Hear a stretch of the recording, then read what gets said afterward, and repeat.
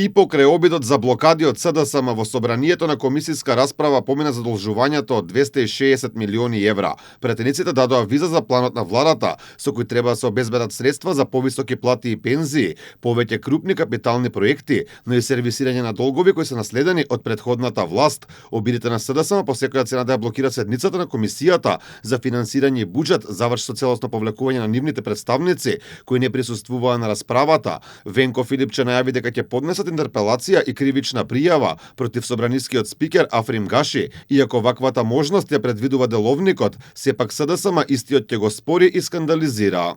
Кршејќи го деловникот, закажува состанок на комисијата за финансирање и буџет, комисија која што ја води нашата пратеничка Сања Лукаревска, и покрај тоа што е таа тука и не е отсутна, а деловникот тоа не го дозволува, кога пратеникот е тука, тој задолжува друг пратеник да ја води ова комисија. Ќе поднесеме кривична пријава и интерпелација за претседателот на собранието. Од ВМРО ДПМН не се изненадени од ваквиот потек, велат СДСМ одлучи да го направи она што го прави со месеци и години наназад, да избегаат од дебати. Според пратеникот Бојан Стојановски, доказ дека социјалдемократите сакаат само да блокираат и што едно од оправдувањата им било дека во салата 4 немало просторни услови, односно немале каде да седнат. Со овие средства ќе се финансираат повисоки плати, повисоки пензии и изградба на одеднаш 3 автопати, на брза пруга, на реконструкција на пругите, на нови болници, на нови училишта и продолжување на изградбата на 1200 точки